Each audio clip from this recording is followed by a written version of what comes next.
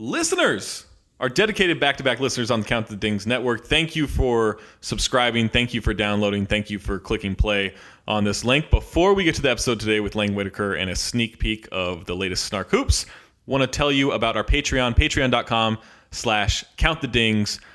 Your support means everything to us. Your support has been phenomenal so far. We have over 1,100 subscribers on Patreon, but we need to keep spreading the word. We need to keep retweeting the tweets with the links, and we need to keep moving that number on up to keep everything moving in the right direction. But your support so far has been phenomenal. And make sure you're subscribing to the feeds and giving 5-star reviews, and make sure that you are supporting our sponsors. Like SeatGeek, pull up a seat to a sporting event, a comedy show, a concert, whatever you want. Buying tickets to sports and concerts can be complicated, but there's a better way, a simpler way to buy.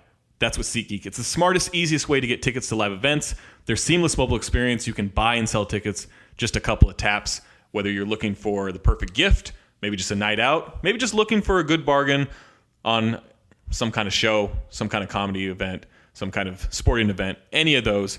Nothing quite like seeing your favorite team or musician in person. SeatGeek gets you close to the action. I've got the app on my phone. Kind of thinking I want to go see a hockey game. I've only been to a few hockey games in my life, but those hockey games have been really fun in person. And so I'm thinking about going to LA Kings game. Just a couple of taps on the phone. Be the easiest way to shop for tickets by using the SeatGeek app. It saves you time and money by searching multiple ticket sites to compare prices and find amazing deals and get you the most bang for your buck. It grades out every ticket. Just like on an NBA shot chart, you see those green dots. Those are the makes. The green dots on the seating chart on the SeatGeek app, that is going to get you the best value for those tickets. So you want to find those green dots. And every purchase fully guaranteed. Shop with confidence on SeatGeek. Make it your go-to app for finding the best deals from every type of ticket, sports and concerts to comedy and theater. And this call to action, Jade wouldn't let me put out a podcast unless I read it. So best of all, our listeners for the back-to-back pod, you're going to get $20 off your first SeatGeek purchase. Just download the app, sign up for an account, enter the promo code B2B, that's B, the number 2, and B again, to get $20 off your first purchase. And we've got another sponsor, Draft. Play Draft, the number one way to do daily fantasy sports. No more of getting crushed by the pros. No more salary cap leagues. We are not about that. You can play for real money on a real live draft, a snake draft. You get the last pick in the first round, you get the first pick in the second round. It's just slithering back and forth like a snake. Play Draft is the best way. You are 80% more likely to win on Play Draft than you are on those salary cap sites. Get rid of those salary cap sites. Go to Play Draft. You join us on Draft today with the B2B promo code. You're going to get a free entry into a real live draft when you make your first deposit, but you got to use the promo code B2B. And if you're not happy with it, if you're not happy with your experience, Draft is going to refund your money up to $100. But you're going to love it. It's the best way. You can follow me on there at TalkHoopsTBF, follow Black Trey, follow Jade. You can follow all of us, challenge us to drafts. We can have a great time. And I got into that golf draft, which is not bad. It's not a bad way to go. So support us on SeatGeek, support us on Draft, support us on Patreon, subscribe to the feeds on iTunes or Stitcher or wherever you need to find it. If you need help with the links to get those feeds, hit up Jade on Twitter. And now it's time for some podcasting.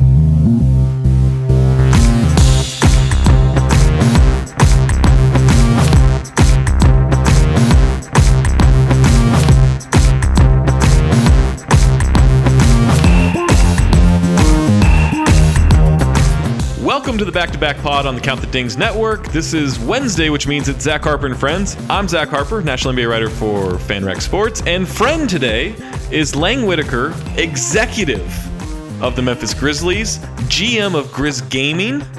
I mean, legally, you're an executive. Well, the last part's true. I'm the GM of Grizz Gaming. I don't know about that.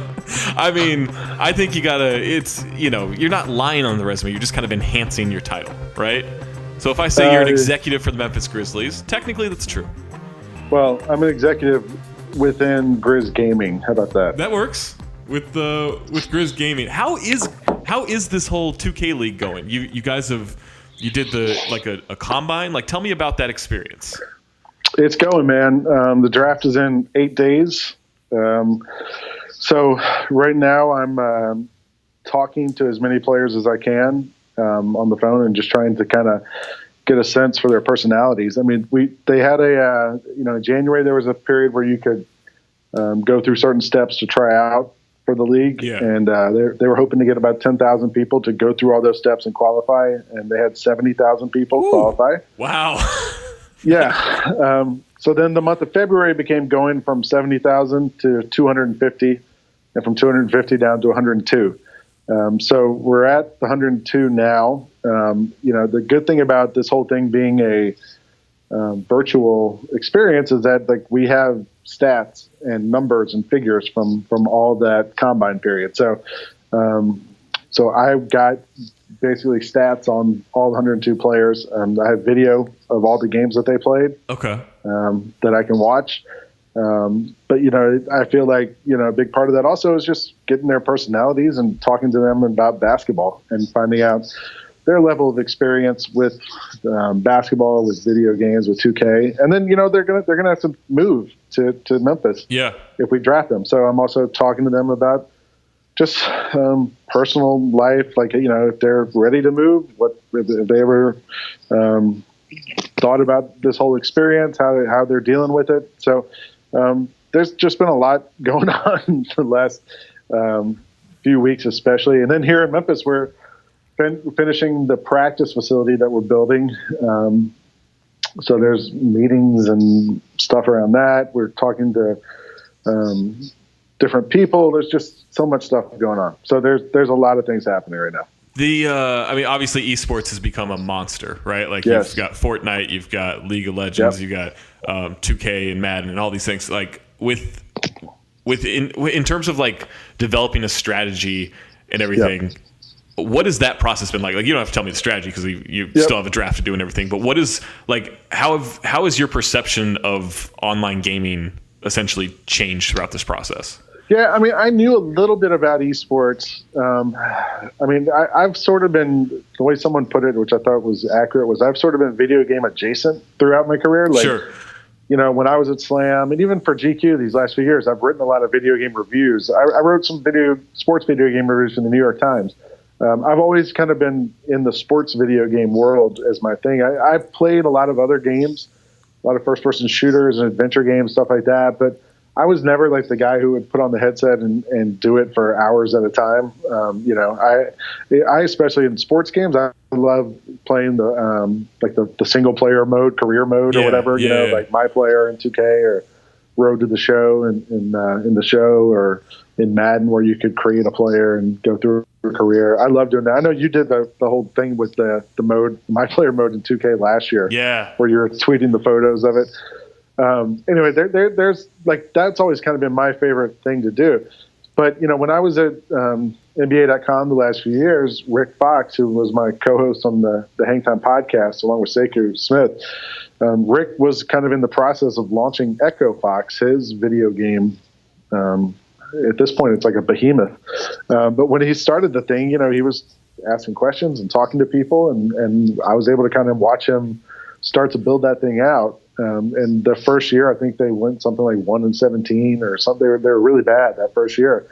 And now, he spent the other day at Yankees training camp because they're partners with the Yankees. Like now they're one of the huge, they're a huge piece of the video game industry and the esports industry. So, I've watched that happen in the past 6 months. I've just been talking to lots and lots and lots of people in esports and in this world. In some ways, Zach, like you and I are probably like considered like old in that world. Oh yeah, absolutely. Because it's a lot of kids and a lot of people you talk to, they'll say, well, I don't really know much about esports, but my kids, because everyone's kids are right now playing Fortnite or, PUBG or one of these other games. So it's a real thing. The stat that I always think is crazy is, now there's this Overwatch league. And they're doing it out of the old Tonight Show studio in Burbank. Okay. The Johnny Carson's Jay Leno studio. Fallon took it to New York, so the studio was empty. So they film it in that old Tonight Show studio, which says a lot sort of about the way the world of media has gone the last 10 years. But anyway, So I looked it up, and that first week, the Overwatch League had like 10 million viewers on all their different platforms, and the Tonight Show had 2.5 million viewers that week. Wow. So, you know, that really is just where everything's gone. It's it's like, oh yeah, you remember that stuff you know people grew up on for decades?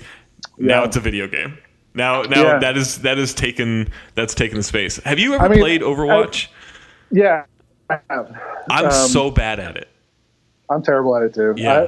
I've tried. I at least tried to play all these games. I've been trying to play Fortnite lately. Fortnite to me is a little more intuitive than Overwatch, but yeah, Overwatch to me, like Overwatch, the thing that if you don't play it and you don't watch it, well, I guess if you don't play it when you watch it, it takes a little bit of like of a learning curve to figure it out. Fortnite, I mean, it's pretty simple. You just drop in and you run and you try to scavenge for stuff. And 2K, you know, with the 2K League, it's like you're watching a basketball game. So there's not really that much of a curve there for that.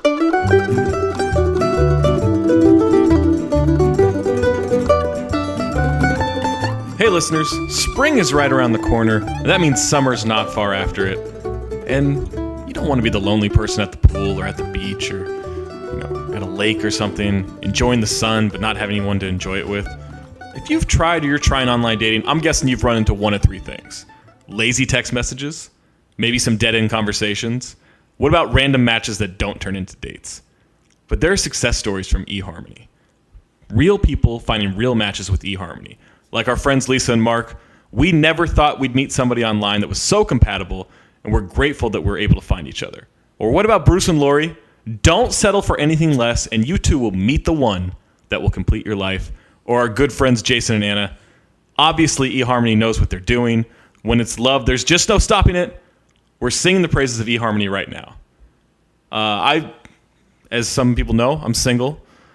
Single and ready to mingle. I don't know if people still say that. I don't think people should say that. But I checked it out. I checked out EHarmony. Took a compatibility quiz. Took some personality quizzes. You're very honest. They ask you a lot of different questions, a lot of different levels of how you feel about certain situations. And then right away, they're like, hey, these are the people that you could match with, and we're going to send you some every morning. EHarmony takes the steps that other dating sites don't in order to find you a more compatible match. EHarmony is built to find you lasting, meaningful relationships, not some shallow hookup. That's not what this site's about. They've helped over 1 million people, over 1 million people, find their perfect match. That's a lot of people. EHarmony uses decades of science, data, and psychological research to send you the right matches. They bring compatible people together. There are plenty of hookup sites out there. This isn't that. This is going to find you someone that will last, someone that you can really grow with, and someone that you can maybe discover yourself with. The number one most trusted dating site or app based on a 28 survey of 1,616 U.S. singles. Based on that survey, they found that this is the best one. Right now, our listeners, how about this deal? You're going to get a free month, 1 free month with EHarmony when you sign up for a 3-month subscription. But you got to enter the code TALKHOOPS at the checkout. That's TALKHOOPS at the checkout. You're getting 4 months for the price of 3 months. Couldn't be a better deal for you. Stop waiting and start your journey to a satisfying, meaningful relationship. It can be fun to play around with online dating apps, but when you're ready to fall in love with someone and have a meaningful relationship, there's just one app that's built to bring you real love. That's EHarmony. Come see how EHarmony can change your life. Go to eharmony.com and get started. Enter the promo code TALKHOOPS at checkout. Get that 1 free month on a 3-month subscription. Find love. Find that perfect someone for the summer. Find that perfect someone for the rest of your life.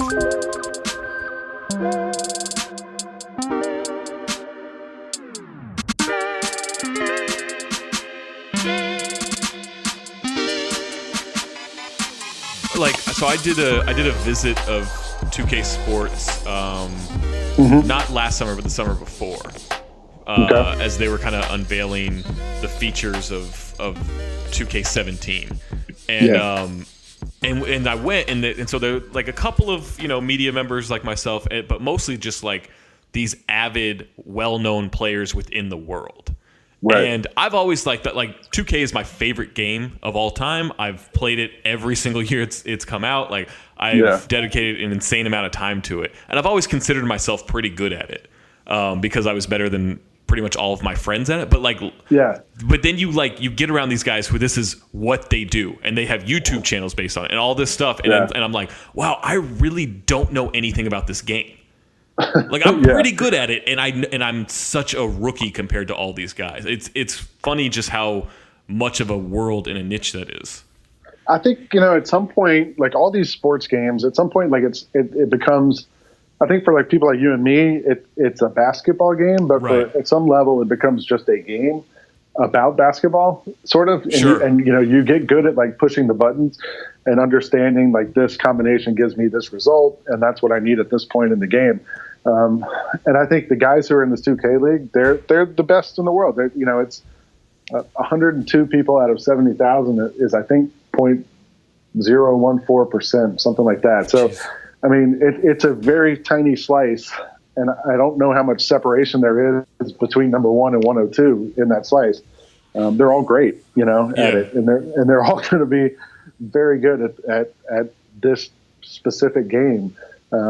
I think a lot of them are good at other games too. When you like start to talk to them and read about their backgrounds and stuff, they some of them have played other games and can apply it to this. But for the most part, I think this is a generation that kind of grew up with a controller in their hand. They've done this their entire life. When we were just talking, when you just said something about this is where it's all going, and I mean, at the end of the day, people are still watching something on a screen. It's just that 20 years ago, it was like us sitting on a couch watching a television and watching, Friends or Seinfeld or whatever. Right. And now it's people sitting in a chair on their phone watching someone play Fortnite. It's still entertainment. It's just different. And it's, from a generation that we're not firsthand a part of. Yeah. So how do you don't have to get into specifics, but like, how do you go from 70,000 people to 102, participants or a pool of 102 people? Like, what is that process like?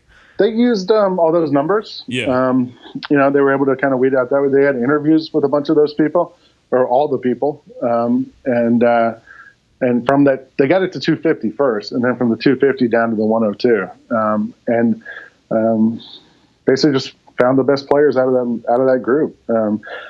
Looking at some of the numbers I have, we have access to like all the advanced stats, just all the back end numbers, winning percentage, games that they won, as that they were, not just how many games they played, but what percentage they won and against the quality of opponents that they played. So there's like a real strength of schedule type of ranking with everything. Yeah. I've spent the last couple of weeks trying to like kind of collate all this stuff and figure out the best way of sort of ranking our draft board. Talking with a lot of people around here because I don't want it to be just me at the end of the day. But trying to sort through these 102 and figure out how do we put this team together now. So what, for the listeners who don't know, like what's the roster construction process? Like how many people do you have? How many play at a time? We have 6 people on our roster, 5 play at a time. It'll be just like an NBA game. It's 5 people. It'll be a point guard, shooting guard, small forward, power forward, center. Each human controls one avatar in the game, and we play 5-on-5. And I think if you stumble across a 2K League game and just flip it on, it'll look just like a basketball game. Each team then, once we get the players here, then we have to decide, well, what kind of style are we going to play? Yeah. What kind of plays are we going to run? That kind of thing. But because it's those initial 5 positions plus the 6th person, that's going to be kind of like a super sub thing.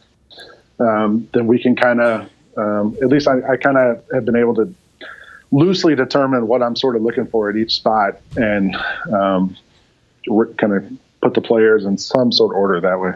This may be a dumb question, but do you feel pressured by this process? Because it sounds just way more involved than I thought it was going to be. Like, I didn't think it was just going to be like, okay, you guys go play video games. But like this, I mean, you guys are running it like an organization. This is... Yes. Maybe that sounds dumb, but like, it's incredible to me. Yes, I feel pressured by it. I mean, it's not just the drafting of the players. There's so much other stuff we're dealing with. Sure. From the practice facility to housing to all these other things that kind of have to cross my desk at some point. I mean, the Grizzlies have been awesome. Like there's tons of support here, and there's other people working with me on this thing. Helping with everything from like the marketing to the housing, like I mentioned, and ops and that kind of stuff. So we're trying to just kind of like get all our ducks in a row, basically, and make sure everything's sort of covered. But I did, like, the other night I had a dream about the draft. I woke up, and I'd had a dream about the draft, and I was like, ugh. So, it's hard to kind of like divest your thoughts from it at this point when it's that far, when it's this close to actually happening. And it's not just like, we're picking one person or two people. We have to like pick the whole team. Yeah. So, you have to think about it like almost in a holistic way about your roster and what you're constructing and all that stuff. You've been close to the NBA for a long time. Does this give even you like a different appreciation for how an NBA executive has to run like a team of basketball players, not just 5 or 6 gamers who are investing in this, but like an actual real life organization. Not that this isn't a real life organization, but you know what I mean, like with people playing on the court and even more aspects of real life having to be factored into everything. Yeah, it also like gives me more of an appreciation for like just how sort of wide ranging the job is. Like it's not just what players are we gonna put on this team? It's who's gonna pick this person up from the airport? Right. Where are they gonna stay? How are we getting to the airport tomorrow? How are we as a team?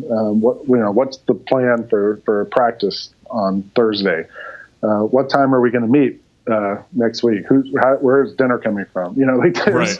It's almost like an endless list of things. And I'll keep I'll be talking to someone here in the office about something, and like it'll jog a memory of something else I'm supposed to be working on too. And I'm like, oh, hold on, and I have to write it down real fast on my phone before I forget it. But yeah, that's the part that I've kind of gotten appreciation for, is just how much there is to deal with on a daily basis.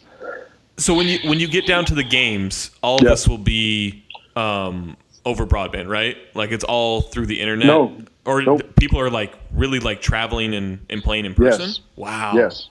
Yeah, it's all in person. If it's over broadband, over the internet, there's a lag there. Yeah, that's what I was because that's the reason I've barely like I'll play in person all day long, but I've never really been an online person because the lag, and I've rarely had good internet. But like I'm going to use that excuse from now on. Like when I tell people why I don't play online, I'll be like, I'm just the lag just really takes me out of my game. I'm probably not good enough to overcome it anyway, but I just I was like, oh, this is lagging too much. I don't enjoy this. Like I would just rather play in person. If I was in person, I'd be making all these 3-pointers, but because we're online. Yeah, I wouldn't be throwing these full court passes that go out of bounds. This is just the lag. I went to the 2K headquarters a year ago, also 2 summers ago, like you did. I went with Rick and Sekou when we were doing, I guess it was 2 summers, might have been 3 summers ago, when we were doing the one of our hang time road trip specials for NBA TV, and we wore those suits with the ping pong balls and everything and ran around the court. Oh, for a while. You did the mocap?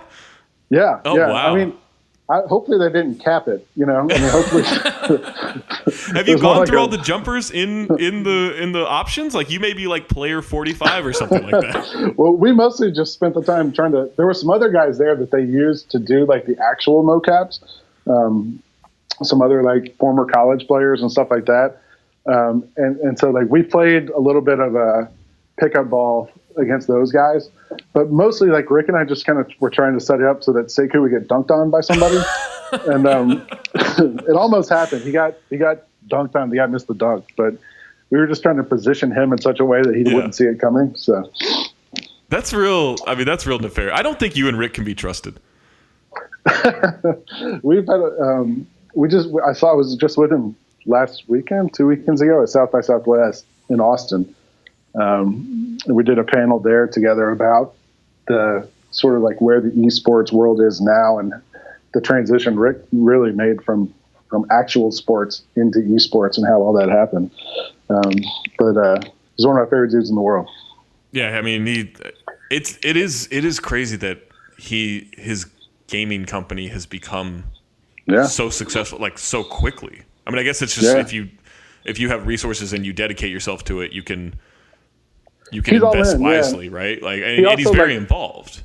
Yeah, his partners are also people who have like a lot of history in that world. And he, you know, as he talks about the panel, like he's had to hire the right people and get people around him who have experience and know what they're doing as he's kind of learned how to do it. Yeah. He said I asked him what he wished he had known going in. And he said he didn't really know how to be like a owner and what that entails. And he's had to kind of learn that as he's gone and learn how to delegate and trust people to do different things that he wasn't like probably as suited for as they were. But when you look at it now, and they have dozens of gamers playing different games and different leagues and all this other stuff. But we're bearing the lead here, Zach. Yes. Which is that. I wanted to get all the like. This can get you on the podcast, and I do care about Grizz Gaming and this 2K league, but it's just a ruse it's a Trojan horse to talk about Jeff Goldblum. So when I was in Austin, I walked out of my hotel one day and walking through the lobby, sitting there on a little bench, talking to some other dude was Jeff Goldblum. That's our guy. Our guy. Like one of our heroes. Yeah. Our acting heroes. I don't get starstruck often, but I think I wouldn't know what to do. I thought long and hard about it. In the moment, I thought about going over to him and asking for a selfie, which I kind of feel like sort of just in general, it's sort of distasteful to do to people, to celebrities. I don't, I'm around NBA players all the time, and that kind of same way as you, like, you kind of get over the, wanting to, I have to have his autograph or I have to do this or that. But Jeff Goldblum, to me, I mean, I've interviewed Michael Jordan. I've interviewed David Stern, Adam Silver. I've interviewed LeBron James, Kobe. To me, Jeff Goldblum's in another universe. Yeah, absolutely. So I almost to myself was going to break the rule and just be like, Mr. Goldblum, I thought about it in my head, like how I should do it if I was going to do it. Like I wasn't sure what the best plan there was. But what do you think, like to you, you're walking out of a hotel lobby, you see Jeff Goldblum sitting there, and keep in mind, he was sitting with somebody having a conversation. So that has to factor into it too, to me. Right. How do you think you would have approached Jeff Goldblum? I think I would have to. I think I would kind of just walk by and say something like, "I didn't hear no fat lady," right? Like it's got to be. It's got to be an Independence Day quote. Yeah, that's probably real hacky and real like just trashy of me. Like I wouldn't know what to say.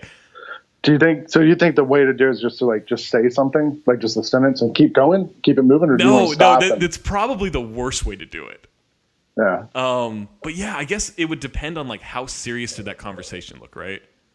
Yeah, it didn't look like they were they weren't hammering out a business deal or no. It seemed like they were just kind of chatting. Yeah. I mean, it's in the lobby of a hotel. Like it wasn't like they weren't.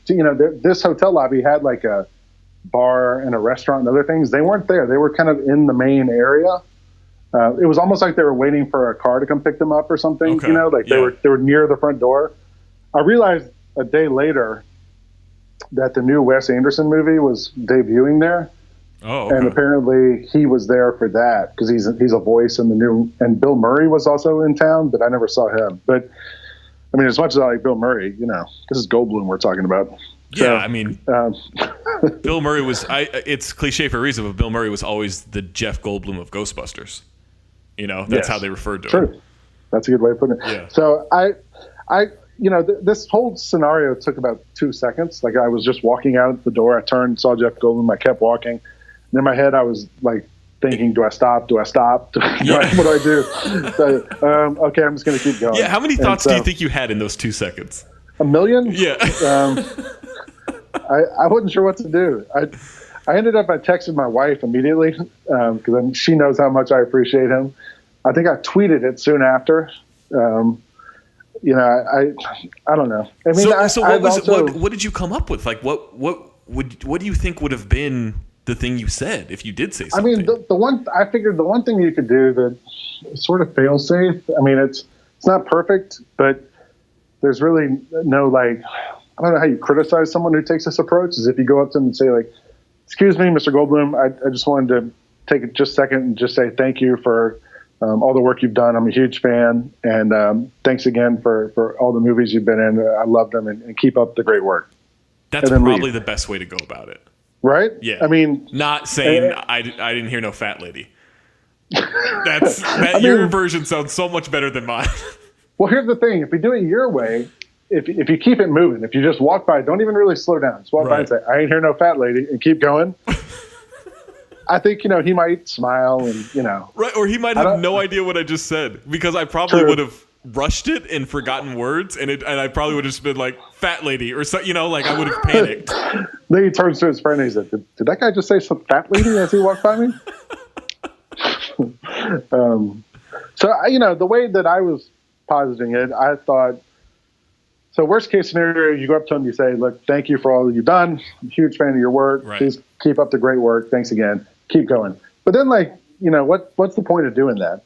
I mean, it makes him feel better about himself, I guess. Yeah, or maybe it's awkward for him. It could be. Yeah. I mean, who doesn't like getting a compliment, right? Sure. I mean, it's kind of, there's no downside to giving someone a compliment, except maybe he's in a conversation that he doesn't want to be interrupted. Maybe I would be the 100th person in the last hour to interrupt him, which I didn't want that to be happening either. So I ended up just not saying anything, and I mean, what you did is probably the best way to go about it. Yeah, I guess. I mean, it's a little anticlimactic. Sure. I wish I had. I mean, it's very. I mean, there's almost no story once you like. I saw Jeff Goldblum. You're like, oh, really? What happened? And he's like, well, nothing. Like, I just walked on. The best thing would have been to have some sort of tangible proof that this had happened. Right. I mean, like, so then that brings up the other scenario, which would be maybe like I walk by him, I don't say anything, I stop, I take a picture of him just sitting on the bench, and I keep going. But that's just like, you know, stalkery and that's cool. Yeah, that's a little creepy. Yeah, I mean, the other thought I had was so then the movie was premiering the next night. The other part of this whole thing is I'm a huge Wes Anderson fan. I've seen every one of his movies multiple times. You know, I know it's a very specific type of movie he makes, but for whatever reason, they always resonate with me. I love them. So I really wanted to see this movie. So I asked the guy who was like our contact with South by Southwest Gaming. I was like, hey, what do I have to do? There was like a South by Southwest app. I went on there to try to like reserve a seat, and you weren't allowed to do that. Mm-hmm. So I said, what do I have to do to get into the thing? And he goes, well, you have a platinum badge because I was a speaker. So he goes, that should get you in. So he goes, you know, just go early enough and try to stand in line. So I literally had nothing else to do. Rick and I did our panel. He went straight to the airport, got on the plane to leave. I was just going to go sit in my hotel room and watch the NCAA tournament and enjoy not being around my family for a day. And so I know that sounds terrible, but I didn't mean it quite that way. I think we have enough people on here who understand that completely. Yeah. What I meant was I just wanted a little peace and quiet. Sure. Just a little anyway, yes, I was going to do that. So but then I was like, you know what? I got nothing else to do. I'm here. I might as well go see if I can see this movie. So at 7:00, the movie was at 8. At 7:00, I leave the hotel. It's a block away. 7:00, I walk up the street, and I think, you know, worst case scenario, I don't get into the movie, but maybe I'll hang out here and just watch as the celebrities who are in the movie come in. And then it's cool to take a picture because they're standing in front of a step and repeat posing for photographers. You know, maybe I'll see Jeff Goldblum and Bill Murray and whoever else and all that. So I walk up the street, and there's a line of about 2,500 people, I would say. Wow. Maybe that's being conservative. It went around the corner, around the street, down the street, around another corner. So I walked. I didn't want to look like I was like new to this whole thing, and, you know, like I didn't want to look like I actually was. So I walked up. I saw the line. I just kept going. walked around the corner, just walked to the end of the line, then just walked back to my hotel. And you just did a lap. basically. And then texted my friend who lives in Austin, and I was like, hey, I'm actually free tonight. You want to get dinner? Yes. Okay. Called an Uber, got out of there. Wow. That was how it happened. So, was there any part of you where you thought, like, I've got this badge, maybe I should just walk to the front of the line and ask the guy? And maybe he turns out to be like a big, NBA.com fan or a big Grizz Gaming fan, and like you've hit the jackpot? Or is the thought of that reject? Because to me, I would think of doing that, and then the thought of the rejection would be too crippling. Yeah. I couldn't really figure out what was going on. There were several lines there. Yeah. My hope was that, maybe there's a line for like people with speaker badges who can just go straight in. Right. You don't have to wait in the center line.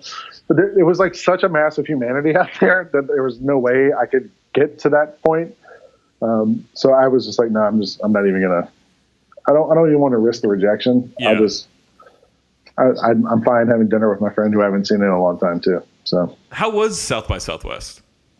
You know what? It reminded me a lot of NBA All-Star Weekend. Okay. Like, there's official events going on, but then there's lots of ancillary concerts and things. And, like on Sunday morning, I woke up and walked out of the hotel and like turned a corner, and there was like a live band playing in this place. And I was like, really? Like, it seems a little early for that. But there's lots of that going on. I was there the last 2 or 3 days of it. And they had like the first couple days, there's different sort of tracks they have. The last couple days, it was like the gaming and the music track. Yeah. Maybe movie. I don't know. Maybe that was going on too. Is that why Wes Anderson was there? But so that was just kind of going on the last few days when I was there. It was cool. I'd never been to Austin, or I hadn't been in a very long time. And I didn't realize like what a big city it is. I kind of thought it was like a college town. I didn't realize I should have realized it's the capital of Texas. It's a very big city. It was awesome. I had a great time. So I hope to go back one day. So back to Jeff Goldblum real quick. Have you ever had people ask to take a photo with you? Very rarely. Yeah. I've had it happen at Summer League. And then once at a Timberwolves game and once at a Jazz game. It actually happened to me at South by Southwest after we finished our panel, and there was a very long line of people wanting Rick's autograph. Yeah. And then one person had taken a photo of his kids with Rick, and then he asked to take a photo of them with me also. And so I said, sure. I don't want this to be I don't want this to come off as a mean question. Do you think that was a pity photo request? A what? I'm sorry, pity photo? Yeah, pity photo. Like just they saw and they saw you and they saw Rick and they're like, we'll take one with Rick, and then it'll be awful to not ask this guy as well. The one thing is that they before they took the photo, he brought his son over, who was probably like 12 or 13, and said that his son wants to grow up to either be a journalist or a broadcaster, and he wondered if I could talk to him a little bit about that.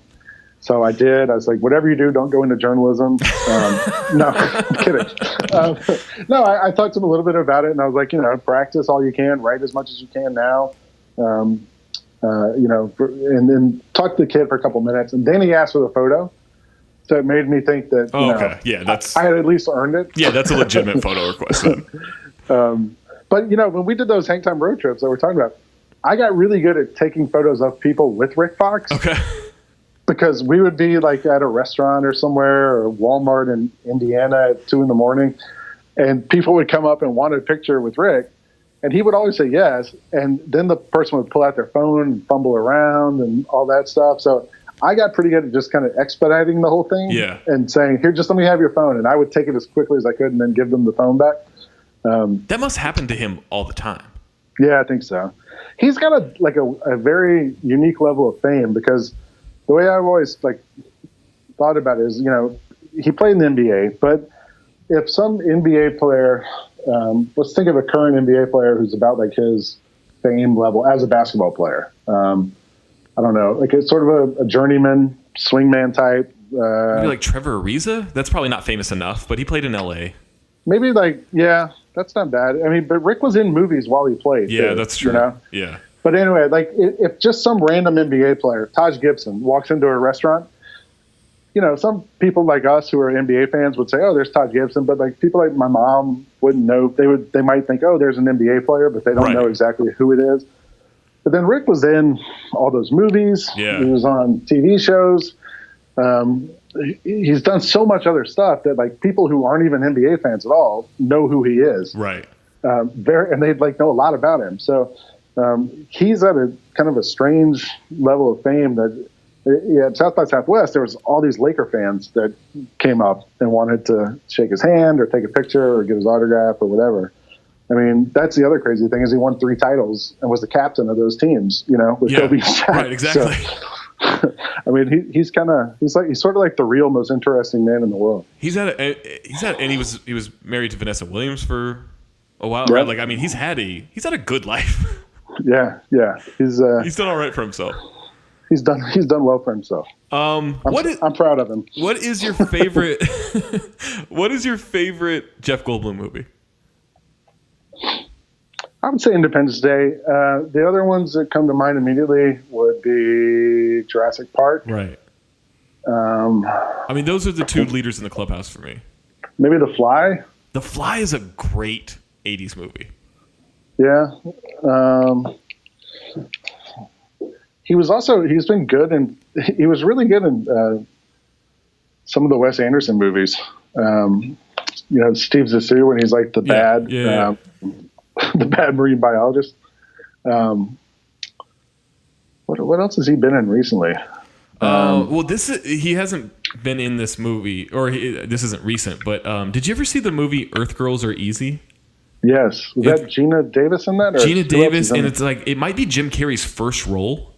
Yeah, in a movie. But it used to be on Comedy Central a lot. Okay. But like he's good in that. Damon Wayans was in that movie. I want to say like, oh God, what's her name? I think Downtown Julie Brown. Oh yeah, Wubba Wubba Wubba. Yeah, exactly. I think she was in that movie. That's not a dated reference at all. No, not at all. He was also really good in the Grand Budapest Hotel. Yeah, the Wes Anderson movie. He's like the mean lawyer. I didn't see Thor Ragnarok, but apparently he was great in that. Yeah, he's really good in that. So yeah, I didn't see that one. I just saw Black Panther Sunday in Austin. That was the first time I'd gotten around to seeing that. I'm sort of like behind on pop culture because I've been so like up to my neck in this 2K thing getting it started. Yeah. But I need to see Thor, I think. If you get a chance, because I know your taste in movies. Hurricane Heist. I saw you tweeting about it. I cannot recommend it enough. Who is in it? That's a great question. I don't really know. It's like the most notable person is the daughter from Taken. Okay, I'm looking it up right now. Yeah. Let's see. Mark Damon is one of the producers. Oh, Mark Damon, not Matt Damon. Sorry. It's the lesser Damon. Damon the lesser. Maggie Grace. That's the daughter from Taken. She's probably the most notable person in the movie. At least I've never heard of any of these other people. Yeah. Here's the plot on Wikipedia. A team of tech hackers embark on a $600 million robbery from a coastal U.S. Treasury facility. At the same time, a disastrous Category 5 hurricane is set to strike. The remaining people left in the deserted beach town are a meteorologist, a Treasury agent, and the meteorologist's ex-Marine brother. Together, they must not only survive the hurricane, but stop the mastermind thieves from accomplishing the heist of the century. Yeah. That's it. Yeah. That sum it up pretty well. And you'll as someone who has been in the South many years, you will appreciate the attempts at an Alabama accent in this movie. It's not strong. Okay. The director for this movie also directed the movie Stealth. Oh, I don't know if you remember that. Yeah. And Daylight, the Sly Stallone classic. That was a classic, yeah. Yeah. Hurricane Heist. I can't recommend it enough. I'll check it out. I'm excited. I'll have time hopefully soon to catch up on a lot of stuff. The only other fun pop cultural thing I'm going to do, and you'll appreciate this because you and I once went to WWE Raw in Cleveland. I was telling someone that story the other day, and they were like, "You were there when they called Johnny Manziel Johnny Idiot Face?" Yeah.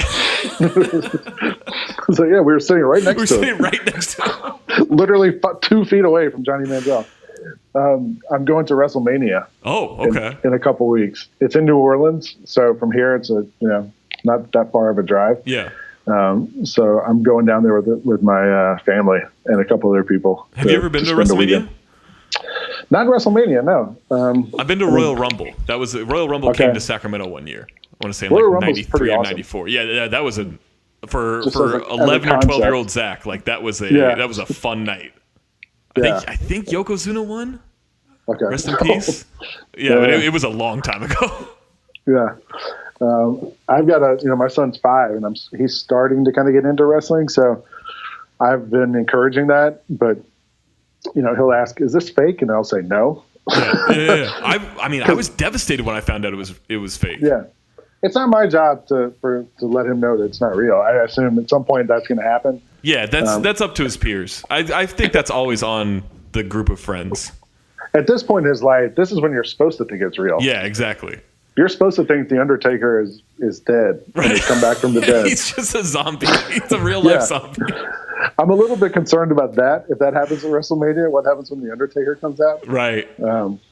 But a friend of mine has a child about the same age who's going to be there also. So the two of them will be together. So I'm hoping like they can kind of explain it to each other. My son's a big fan of the New Day tag team, which is didn't they come out of a cereal box once? Yeah, and now they're really big into pancakes. They throw pancakes to the crowd as they come out. So my son just calls them the Pancake Guys. Sure, but he's a big fan of theirs, so he's excited to hopefully see them at WrestleMania. Well, that should be a great time. When's the Grizz Gaming draft? 8 days, you said? Yeah, the 4th. What pick do you have? Well, so it's a snake draft. Okay. There's 17 teams. What up, Boogie? There's 17 teams, and we pick 15th in the first round. But that means the first 2 picks we take are 15 and 20. So the way I look at it is we have 2 of the top 20 picks. Oh, okay.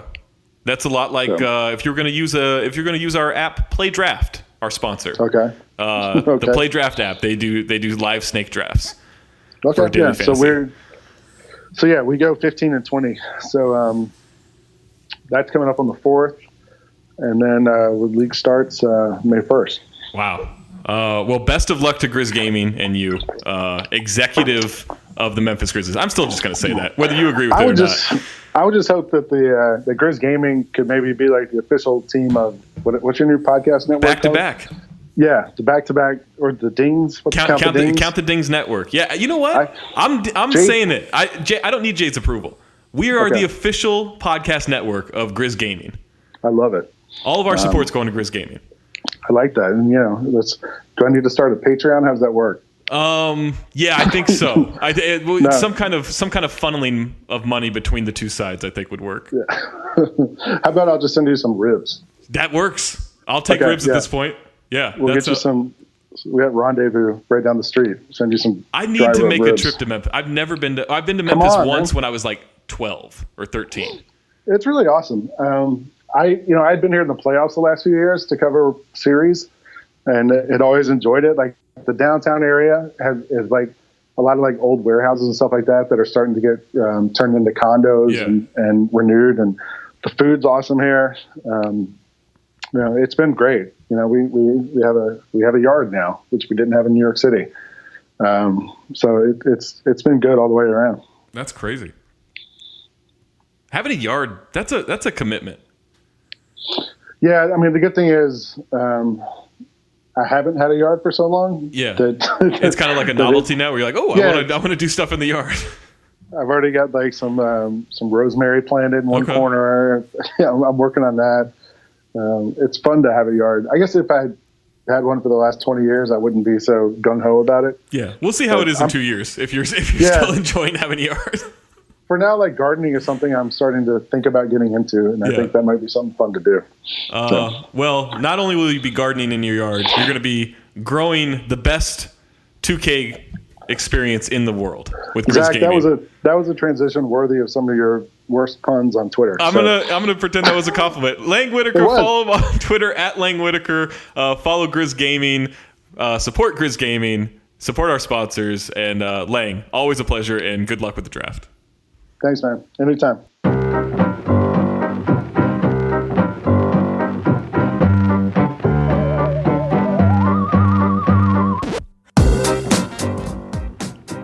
Big thanks to Lang Whitaker of Grizz Gaming, the general manager of Grizz Gaming, for joining the podcast once again.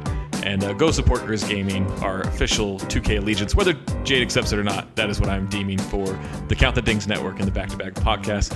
Speaking of podcasts, Patreon subscribers, patreon.com/countthedings. You get the full SnarkHoops episode every week, every Wednesday, maybe on Tuesdays, but definitely either Tuesday or Wednesday of each week. But we don't want to keep that from the listeners of the regular iTunes and Stitcher and Google Play feeds and all that. So here's a sneak peek of myself and Utah Jazz social media manager Angie Treasure answering your questions with the SnarkHoops hashtag. On this episode, we discussed, what did we discuss? Markelle Fultz, Isaiah Thomas injury, a lot of Forged in Fire talk. So there's a lot of that. And then let me see what else. And then we answer your questions. Some very good questions about like toe thumbs and all kinds of weird stuff. So here's about 10 to 15 minutes of that. But you can get the full episode every week by going to patreon.com/countthedings, subscribing to that for the $8, $10 model or above, one of those. And we appreciate your support, whether it's the regular feed or whether it is the Patreon subscription. Both of those are very important to what we do, remaining independent and being able to keep this train going. So thank you again. And don't forget to support our sponsors, SeatGeek and Play Draft with the B2B promo code. And now here's a teaser for this week's SnarkHoops. How many cans of icing can I eat in bed in a month? I kind of want to just, I'm not trolling you here. I kind of want to just eat cereal now. I'm on a real cereal kick after all this soup is cereal talk. Mm. But I'm talking like cereal, like traditional cereal. What kind? I went and bought Lucky Charms. Well, that's not true. I bought Lucky Charms and I bought Frosted Flakes because I couldn't decide. I think Lucky Charms is my favorite cereal though.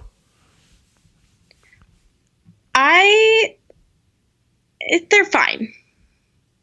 Name a better cereal. Don't say CT Crunch. First of all, don't call it CT Crunch. It's horrendous. I really love Cinnamon Life.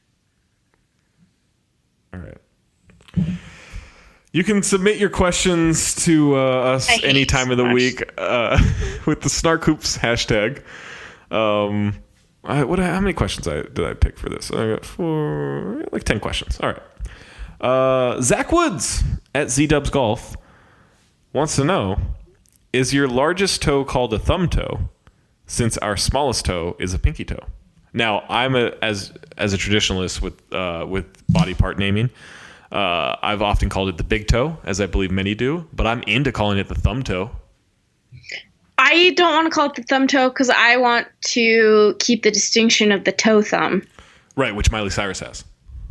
Which I sat next to a woman who had just attended a birthing class on an airplane, and she had the most intense thumb toes I'd ever toe thumbs I'd ever seen. What are you supposed to do? Like, there's nothing you can do with that. You should just wear gloves at all times. I mean, I imagine she's like helping children come into the world because I think she was a doula. But she can't be that good at it when she's got toe thumbs. They don't seem that nimble, right? No. Like they seem clumsy. You're basically a chimpanzee. Or does it just give you a bigger surface area to catch fetuses? No, it would be the opposite. I don't know that that's true. You probably want a doula with large hands, but not toe thumbs. Toe thumbs you're losing all control, and there's not enough surface area to make up for it. It depends how slippery the baby is. Is there a non-slippery baby in those situations? I don't know. How many babies have you delivered? My aunt is a midwife. No, you didn't answer the question. I've never delivered a baby. I would never. I don't think baby.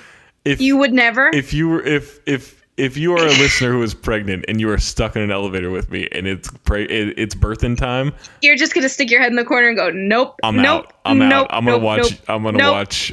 He'll Forged live in tweet the Fire. hell out of it, but he will. He'll forge. He'll actually bladesmith something to cut the umbilical cord, but he will not catch the baby. I'll bladesmith you a robot midwife, and that midwife robot can do it. Have you seen the video of the woman pulling her own baby out while her husband's driving her to the hospital? That's not okay. That's not. Have safe. you seen it? That's not safe or hygienic. Have you seen that? No, I would never. I'm sending it to you. I'm not gonna watch a birth. No, it's not that. It's just her screaming while they're in traffic. All right. Miguel Perez, Eterno Tuzo _heat, wants to know, hey, with the skills you have now, how well of a knife or blade could you forge? Butter knife, $10 knife, Bowie knife? I don't think I could forge a blade yet. Now I'm only on season 2 of this show, so I've got a couple seasons to go. I think my goal is, by the time I catch up completely, is that I want to have complete working knowledge of at least the process of forging a blade. I don't believe that you actually think you can do that. It's not that I think I can do it. I just want to know the steps. Okay. What's the most hands-on, maybe rudimentary skill you have? I can tie a bow tie. That's not that essential.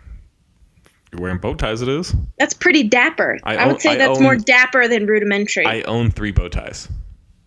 I've never seen you wear a bow tie. You've seen me wear a bow tie. You never wore a bow tie in Utah. Huh.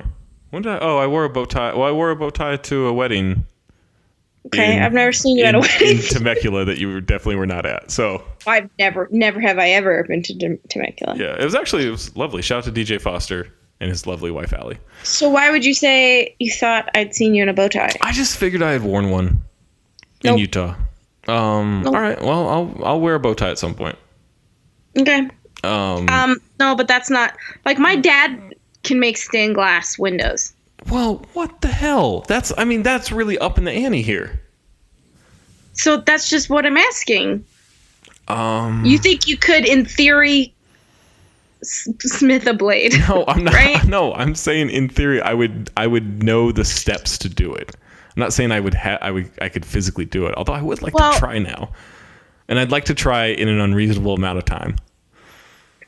There's got to be places in California where you can take a class. I'm sure. I know that there's glass blowing classes in Utah. Yeah, I knew someone in Minnesota who did glass blowing. She did. You know the craft beer guy? You know the Urban Bean guy? Urban Bean, yeah. Greg Martin. Shout out to Greg Martin. Go to Urban Bean and get yourself a latte. What a delicious experience. And it'll pep you up. It's a great way to start your day or end it. Either way. Do you want to know what the autocompletes are on Google when you type woman gets? I can't even imagine. Woman gets pregnant. Woman gets eaten by her dogs. Okay. Woman gets shot. Woman gets knocked out. Woman gets killed by her dogs. Doesn't this like kind of tie into your search history to complete these things? That doesn't sound right. Okay. Saucy Castillo, Clay is actually God, says, if you were going to die at 2 a.m. tonight and knew it was going to happen, what would you eat tonight as your last meal? Does it have to be in the house? I mentioned this on Twitter. This was oddly specific. I'm 2 hours away from 2 a.m. What would you... I'm a little worried. Do you think you're going to die tonight? I mean, why else would he say that? Is he coming to get you? I don't know. Is your door locked? Yeah, I've got both locks on right now. So you're chill. You're fine. Sure. Should I be worried that Boogie isn't really snoring? Probably. All he does is snore. What would I eat? I mean, this is boring. I would go nuts on sushi. Like, I don't know. Is that a pleasant feeling? to eat so much sushi to eat sushi until I die. Yeah, I think that's... Do you then fulfill the prophecy of dying because you eat so much sushi? God, I hope so. Wouldn't that be a great way to go? I'm not sure it would. Would I want... Here's a question, because I'm becoming such a hands-on guy with my bladesmithing skills. You're going to get calluses. You know that, right? Would I want to forge a blade? Let's say it's noon, and I know I'm going to die at 2 a.m. There is an article called How to Give Birth in a Car, Tips for Childbirth and Delivery at a website called mamanatural.com. Okay, continue. Angie, it feels like we are having two separate conversations at the same time. I'm trying to Google something, but I'm also listening to your bladesmithing conversation. So, please continue. It's noon. I'm going to die at 2 a.m. Would I smith a blade? Would I smith a blade and then use it to go take down like a bear or something, right? Of course you wouldn't. And then my last meal is like bear meat, which it probably is terrible. But I would say like, this is going to be my last meal because I took it with my own hands. I think that's my answer. I'd eat a bear. No, you wouldn't. Nope. What's your last meal? You're dead in an hour. What are you eating? Like chips, like a whole, full can of Pringles. Full can of Pringles, Reese's, and a Diet Coke. Oh yeah, I'd go get Reese's eggs and just like slam Diet Cokes until I died. That sounds really good. All right, Paul Lee. Because nothing's open at 1:30 a.m. in Ogden, Utah. There's not like a Wendy's or something open? I mean, I guess. All right, Paul Lee. Maybe I'd get a Big Mac or like an Arby's roast beef and a Jamocha shake. That doesn't sound terrible. God. Two-parter SnarkHoops question. Zack, what is your judgy Zack, does anybody bring up Artichoke Salt Baby to you anymore? Do you know what Artichoke Salt Baby is? Do I want to know what that is? I think it would take too long to explain. It was a Daily Dime Live thing where someone was trolling as like a fake Lakers Kobe fan. And called LeBron James, and this is like 2011 or something, 2012. Called LeBron James Mr. Choke Soft Baby. And someone replied in the chat with, it's not going to be funny to you, but to the listeners who know this is hilarious. And someone replied in the chat, like mixing up the names, calling him Artichoke Salt Baby. And so then it became a Photoshop of an artichoke wearing a headband next to a salt shaker. And you would post that anytime LeBron did something bad in the chat. It's so dumb. Like, it's so dumb, but it makes me laugh every time. Second, so does anyone bring this up? Yes, I get it at least on Twitter probably once a week. Angie, second part of this question. When your family gets together, does that make wherever you guys are the treasure trove? No, because my family are Hazens. Right. My in-laws are treasures. Would you, but I don't see them very often. Have you ever worried, like, to get into the Hazen family, do you have to, kind of be almost tortured in an initiation kind of way? Would they be hazing you? Happy birthday, I never Ellie. No, she's got to wait 364 days to hear that again. It's actually going to be like 363 by the time this comes out. 362 yeah, that's maybe. True. And then she'll be like, I'm glad I'm not having a birthday anymore. Mm-hmm. Yeah, I did never get Hazen puns. Okay. Surprisingly. Maybe it's just my classmates weren't that clever. Yeah, maybe. I mean... Did you get any good Harper... Are there good Harper puns? No, it was a lot of, like, Zack, Lego Maniac bullshit type of... What? You don't remember that commercial? I guess you were... No, I wasn't alive then. In the late 80s, early 90s, there was a commercial. Maybe I can find it. Zack Lego Maniac. Zack Lego. Yeah. There was. I mean, there's a song. It's like Zack, he's a Lego maniac. You don't know this? No. I'm sending it to you right now. I don't believe it's actually a thing. Oh my god. Yeah, it's from the 80s. Which 80? Which year? It's got to be late 80s because I remember it when I was like, I don't know, it must have been like 7. Zack with a K. Yeah, not happy about that.